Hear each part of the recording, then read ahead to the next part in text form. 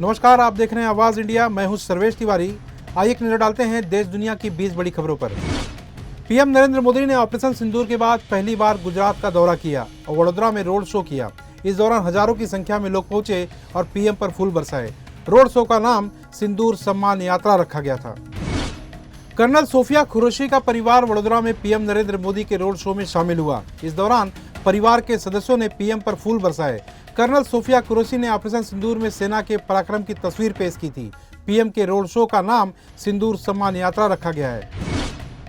अभिनेत्री कंगना रनौत ने भारत को दुनिया की चौथी सबसे बड़ी अर्थव्यवस्था बनने पर कहा है कि सिर्फ प्रधानमंत्री नरेंद्र मोदी ही ऐसा कर सकते हैं। उन्होंने पीएम मोदी की तस्वीर शेयर कर अपनी खुशी जाहिर की। स्मृति ईरानी ने लोकसभा चुनाव में मिली हार के बाद पहली बार अमेठी का दौरा किया। इस दौरान उन्होंने गंगा में डूबे लोगों के परिजनों से मुलाकात की और उन्हें सांत्वना दी। स्मृति ईरानी ने इस दुख की घड़ी में परिवार के साथ सहानुभूति व्यक्त की। सांसद पप्पू यादव ने तेज प्रताप यादव के समर्थन में बयान दिया। उन्होंने कहा कि प्रेम को सार्वजनिक जीवन में सामने लाना कोई गुनाह नहीं है। पप्पू यादव ने लालू परिवार पर निशाना साधते हुए कहा कि सबको पता था, फिर अब क्या समस्या है। तेज प्रताप पर कोई गंभीर आरोप नहीं है, इसलिए उनके साथ न्याय होना चाहिए। उत्तराखंड के केदारनाथ में 2 मई को कपाट खुलने के बाद 22 दिनों में 5 लाख से अधिक श्रद्धालुओं ने दर्शन किए। वहीं 4 धाम यात्रा में अब तक 13 लाख से अधिक भक्त शामिल हो चुके हैं। बद्री धाम में 3.5 लाख भक्त दर्शन कर चुके हैं।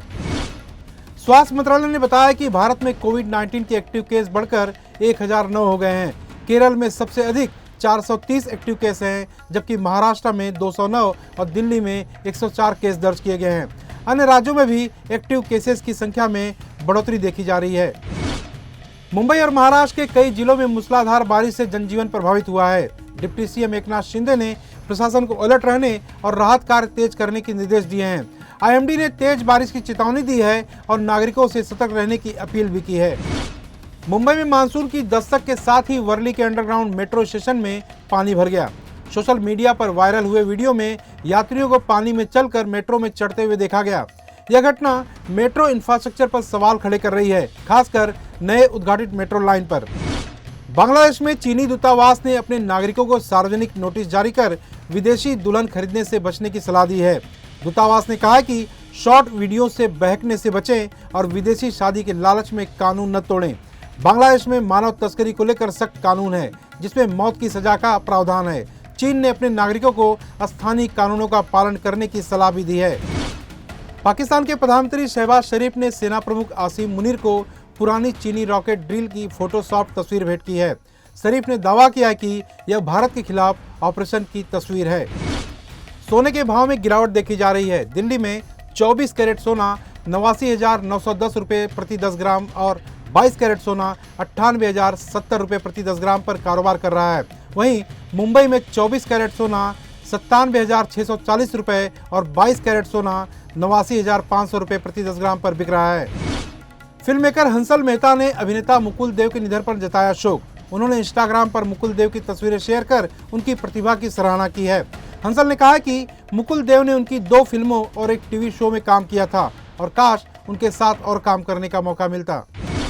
अभिनेता डिनो मोरिया मीठी नदी घोटाले मामले में मुंबई पुलिस की आर्थिक अपराध शाखा के सामने पेश हुए। ईओडब्ल्यू ने डिनो और उनके भाई सेंटिनो के खिलाफ जांच शुरू की है, जिसमें वित्तीय अनियमितताओं का आरोप है। मामला बीएमसी द्वारा मशीनरी किराए में हुई गड़बड़ी से जुड़ा हुआ है। अभिनेत्री प्रीति जिंटा ने दक्षिण पश्चिमी कमान के आर्मी वाइफ्स वेलफेयर एसोसिएशन को 1 करोड़ 10 लाख रुपए का दान दिया है। उन्होंने कहा है कि सैनिकों के साहसी परिवारों का समर्थन करना सम्मान और जिम्मेदारी का काम है। प्रीति जिंटा ने यह भी कहा है कि सशस्त्र बलों के बलिदानों का भुगतान नहीं किया जा सकता, लेकिन उनके परिवारों के साथ खड़े होकर मदद की जा सकती है। गायक अदनान सामी पर राष्ट्रीय ध्वज तिरंगे के अपमान का आरोप लगा है। उन्होंने तिरंगे के प्रिंट वाली इन ईयर्स मॉनिटर्स की तस्वीर शेयर की थी। ऑनलाइन यूजर्स ने इसे तिरंगे का अपमान बताया है। सामी ने कहा है कि ये कस्टमाइज मॉनिटर्स हैं और उनका कोई गलत इरादा नहीं था। पूर्व क्रिकेटर सौरभ गांगुली के भाई स्नेहाशीष गांगुली और उनकी पत्नी अर्पिता के साथ उड़ीसा में बड़ा हादसा हुआ। पुरी के बीच पर उनकी स्पीड बोट पलट गई, लेकिन सभी लोगों को बचा लिया गया। अर्पिता ने आरोप लगाया कि नाव में कम यात्री होने के कारण यह हादसा हुआ है। फिलहाल दोनों सुरक्षित हैं। एमएस धोनी ने आईपीएल से रिटायरमेंट को लेकर कहा है कि इसका फैसला करने के लिए अभी समय है। प्रदर्शन के आधार पर संन्यास लेना सही नहीं है। धोनी ने मजाकिया लहजे में कहा कि अगर ऐसा होता तो कुछ खिलाड़ी 22 साल की उम्र में ही संन्यास ले लेते। भारत के नए टेस्ट कप्तान शुभमन गिल ने रोहित शर्मा और विराट कोहली की कप्तानी शैली को अलग अलग बताया। गिल ने कहा कि रोहित और विराट और आर अश्विन ने विदेशों में टेस्ट श्रृंखला जीतने का ब्लूप्रिंट दिया है। गिल ने यह भी कहा कि वह भाग्यशाली हैं जिन्हें इन दिग्गजों के साथ खेलने का मौका मिला। चेतेश्वर पुजारा ने कहा है कि वह वर्तमान में रहना पसंद करते हैं और उनका करियर भी शानदार रहा है। उन्हें अपने करियर को लेकर किसी प्रकार का कोई भी पछतावा नहीं है। उन्होंने आगे ये भी कहा कि जब तक मैं अपने क्रिकेट का आनंद लेता रहूंगा तब तक खेलते रहूंगा। आवाज इंडिया में देश दुनिया की 20 बड़ी खबरों में फिलहाल इतना ही। जल्द होगी आपसे फिर मुलाकात, तब तक के लिए नमस्कार।